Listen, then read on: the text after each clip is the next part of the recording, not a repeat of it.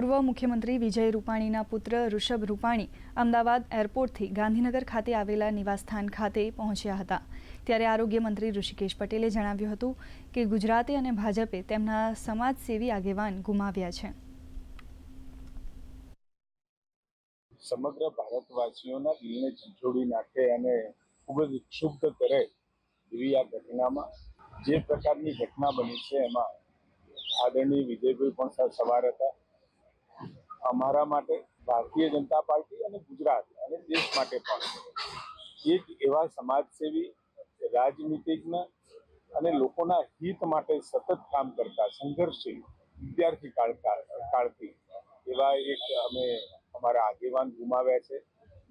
એમની સલાહ સૂચન એ કાયમ અમને મળતા રહ્યા છે, એમનો સત્યારો પણ મળતો રહ્યો છે।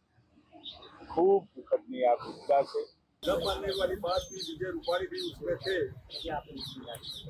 और टेकऑफ के समय ऐसा हादसा हो वेरी पॉसिबल बहुत कम केसेस में ऐसा होता है। मैं उसको ह्यूमन एरर कहता हूँ।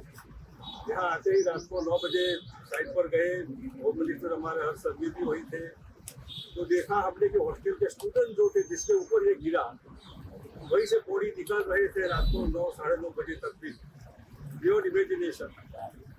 ये सुनने के बाद ऐसा लगा कि कॉमर्शियल फ्लाइट जो है इनका कॉमर्शियल रिटर्न की अपेक्षा होती है, तो इंस्पेक्शन इसका सही हो, बार बार हवाई जहाज का मुलायजा लिया जाए और इनके ऊपर स्ट्रांगली जो ये पर लगना चाहिए वो लगना चाहिए।